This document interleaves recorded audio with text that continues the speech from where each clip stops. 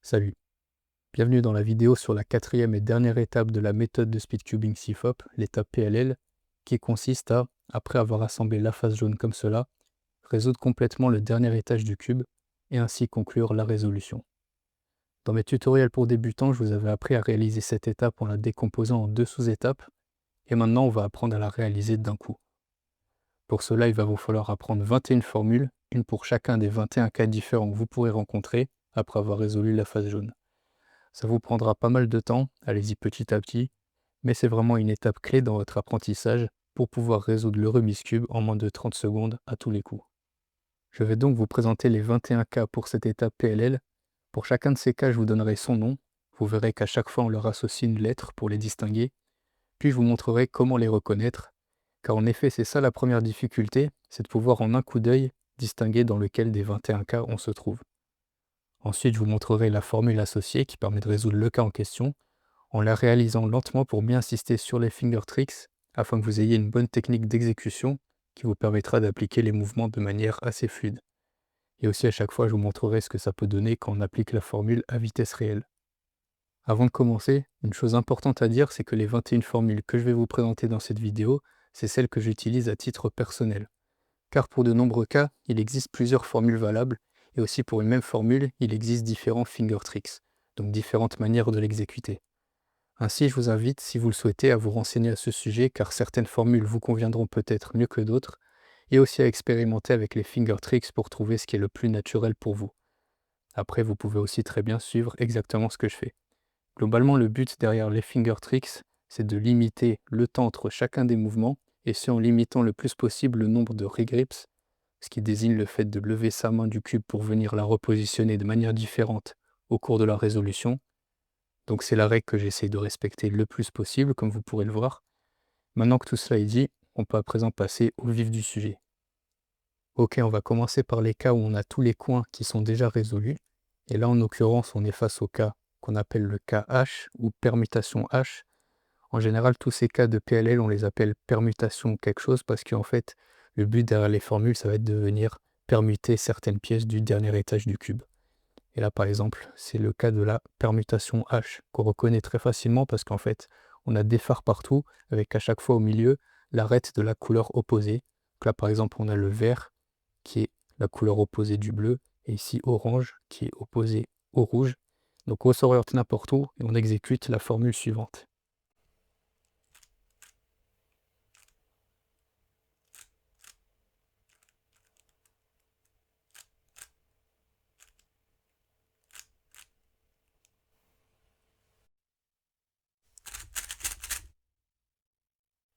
Du même genre, on a la permutation Z, qu'on reconnaît comme ça. On voit que le cube est séparé en deux parties, avec à chaque fois deux couleurs différentes, voilà, ici et là.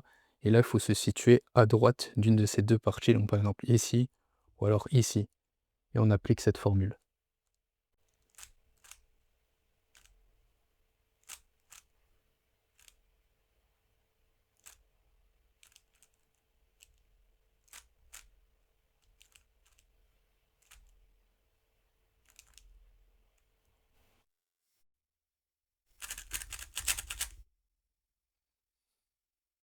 On passe maintenant aux permutations U, donc c'est les cas où on a une face complètement résolue et seulement trois arêtes à intervertir.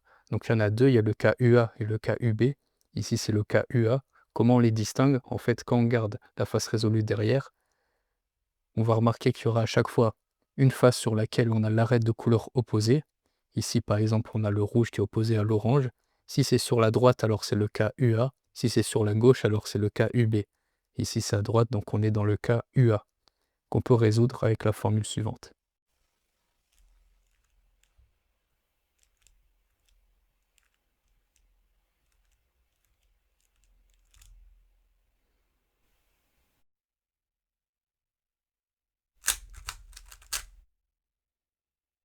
Pour ce même cas, je vais vous montrer une autre formule que j'utilise parfois, qui est une formule plus exotique, on va dire, qui fait appel à des mouvements de slice S.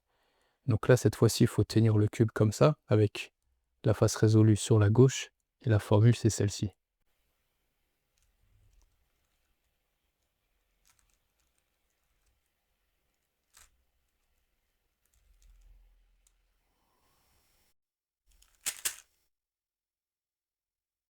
Maintenant pour la permutation UB, donc c'est le cas où on a cette fois-ci sur la gauche la configuration suivante avec la couleur opposée de celle de la face sur laquelle elle se trouve ici.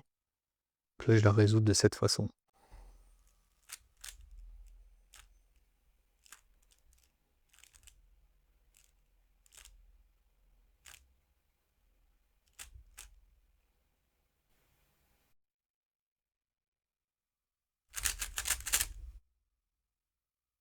On passe maintenant au cas A, c'est les cas où on a des blocs de 4 comme ça, et aussi des phares.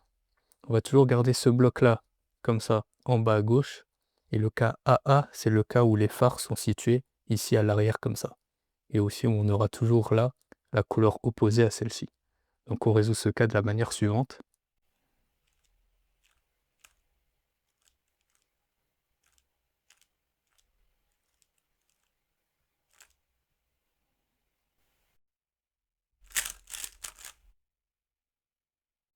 Maintenant son cousin, le cas AB, c'est le cas où cette fois-ci les phares sont situés sur la droite comme ça.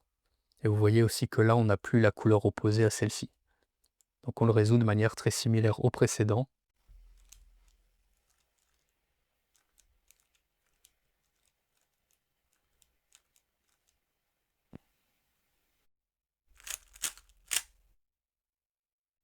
On va passer au cas J maintenant. On va commencer par le cas JB, qui est celui-ci qui est très apprécié en général. Donc les cas J, c'est les cas où on a ici des barres complètes et 3 blocs de 2 comme ça. Le cas JB, c'est le cas où on a un bloc collé à la barre, ici sur la gauche comme ça. Et ici, c'est séparé. Donc on le résout de cette façon.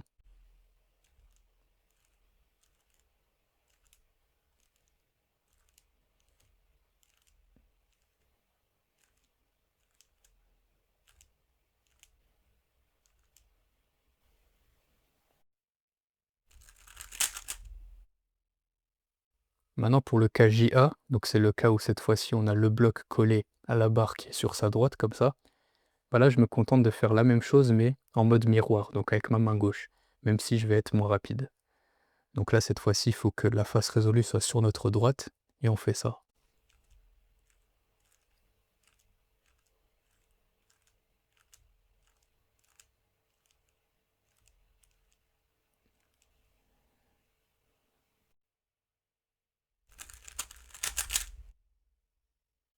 On passe maintenant à mon cas préféré, la permutation T, qu'on reconnaît très facilement parce qu'on a ici des phares avec la couleur opposée au milieu, et des blocs de 2 de part et d'autre de ces phares. Donc là, il nous suffit de garder tout ça sur la gauche, et la formule est la suivante.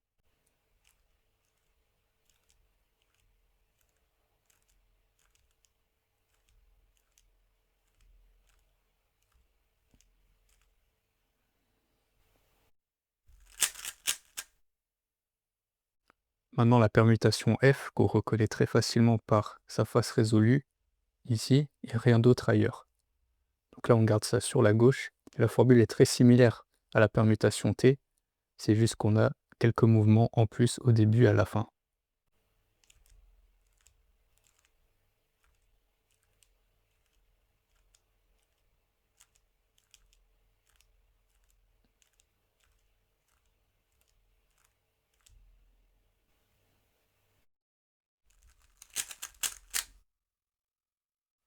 On va à présent s'intéresser aux permutations R, qui sont caractérisées par des phares et des blocs de 2 directement collés à ces derniers. On a aussi de l'autre côté toujours des structures en damier comme ça sur 5 blocs. Donc la première des deux, la permutation RA, c'est la suivante, c'est quand on a le bloc de 2 qui est collé sur la droite des phares comme ceci. On les met face à nous et on effectue cette formule.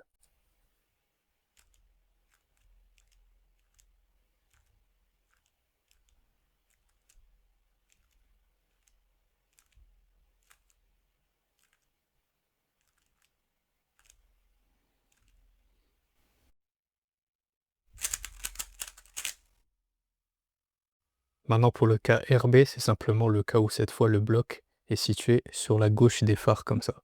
Et là vous voyez que cette fois-ci, sur la droite, on a toujours cette structure en damier comme ça. Donc là, cette fois, on met les phares face à nous comme ça, et la formule, c'est celle-ci.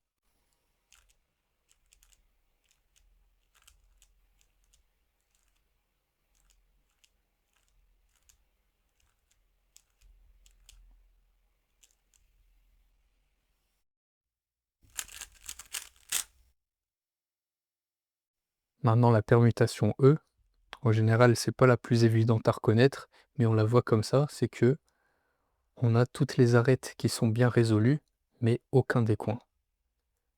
Aussi pour l'orientation, il y a 2 orientations sur les 4 qui sont bonnes. Une règle à suivre pour savoir si on est dans une bonne orientation, c'est que on va regarder la couleur qui est ici sur la droite face à nous et on va voir si c'est la même sur la face de droite. Ici, par exemple, c'est le cas, parce qu'on a rouge ici et c'est bien la face rouge qui est ici à droite. Ça, c'est une bonne orientation. Cette orientation, par exemple, ne serait pas bonne parce qu'ici, on a du bleu et là, on voit que c'est pas la face bleue.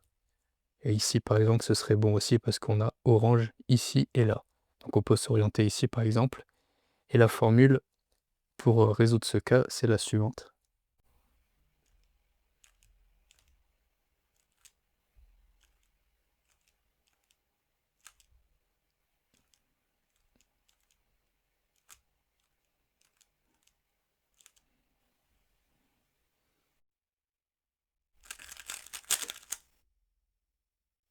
Maintenant, la permutation V, on la reconnaît premièrement parce qu'on n'a aucun phare et aussi parce qu'on a ce bloc de 4 ici, avec à chaque fois de part et d'autre la couleur opposée de celle de la face où elle se trouve. Par exemple, ici, on a orange alors que c'est la face rouge et ici vert alors que c'est la face bleue.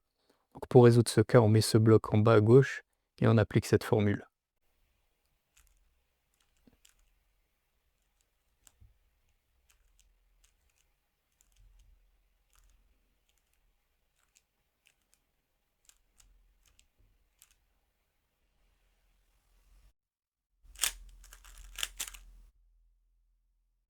Permutation Y, similaire à la permutation V, mais cette fois-ci, on a le bloc qui est séparé en deux et on a les couleurs opposées comme ça qui sont situées au milieu comme ça. Donc là, on met ce coin sur la droite et la formule, c'est celle-ci.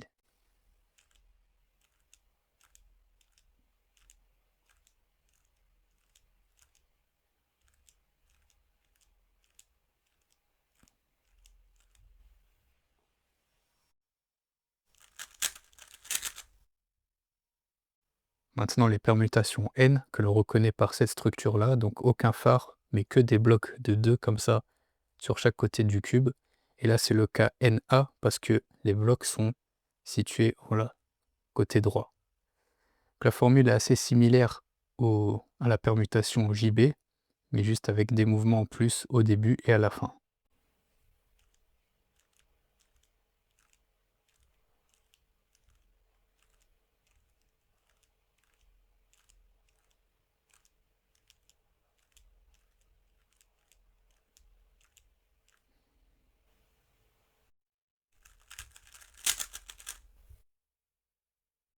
Pour le cas NB, là c'est similaire, mais on a tous les blocs qui sont orientés sur la gauche comme ça.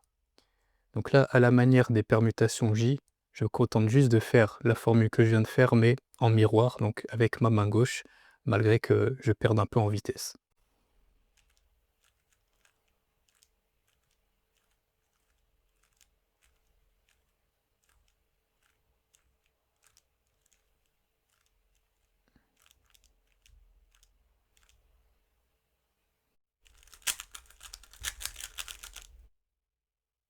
Pour terminer, on va voir les permutations G, qui sont souvent considérées comme les pires.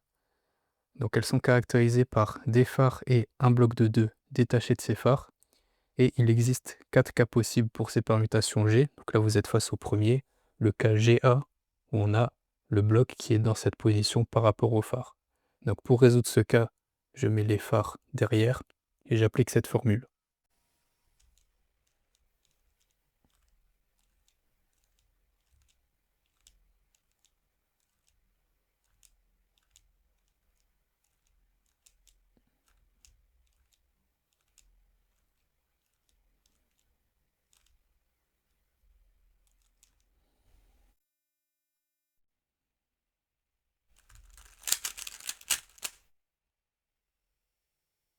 Voici le cas GB, où cette fois-ci on a le bloc qui est dans cette position par rapport au phare.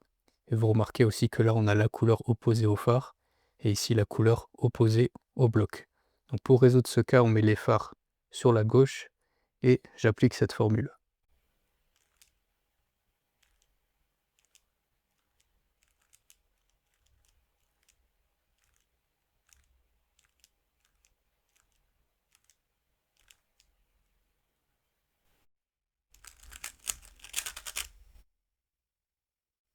Voici à présent le cas GC, où là on a le bloc qui est dans cette position par rapport au phare. Je résous ce cas en gardant toujours mes phares sur la gauche et en appliquant cette formule.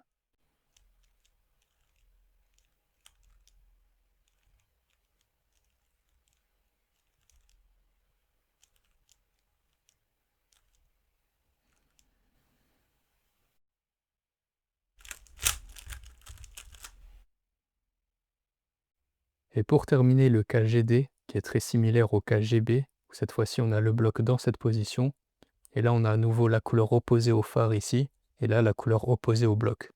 Donc pour résoudre ce cas, on garde toujours la même orientation avec les phares sur la gauche, et la formule que j'utilise c'est celle-ci.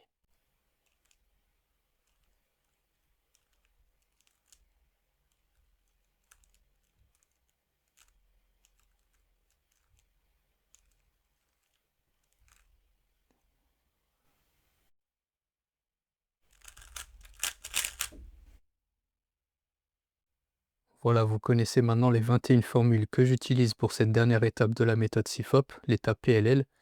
Je vous les affiche pour que vous puissiez faire une capture d'écran et les garder avec vous. Entraînez-vous bien à les faire, allez-y progressivement et essayez de ne pas trop perdre patience. Si ça peut vous motiver en ce qui me concerne, cette étape PLL c'est vraiment ma préférée parce que après avoir reconnu dans lequel des 21 cas on se trouve, on n'a plus besoin de réfléchir. C'est la dernière étape donc il n'y a rien à anticiper pour la suite. Il nous suffit juste de bourriner la formule qu'on a apprise en essayant de la réaliser le plus rapidement possible. Et on sait qu'à l'issue de cette formule, eh bien, le cube y sera résolu. Il y a un côté plutôt satisfaisant à ça, je trouve. En tout cas, vous avez à présent toutes les cartes en main pour pouvoir résoudre le Rubik's Cube en moins de 30 secondes grâce à cette série de vidéos sur la méthode de speedcubing SIFOP que je conclurai par une dernière vidéo dans laquelle on fera ensemble des exemples de résolution complets en utilisant tout ce que je vous ai appris. D'ici là, je vous dis à la prochaine. Ciao!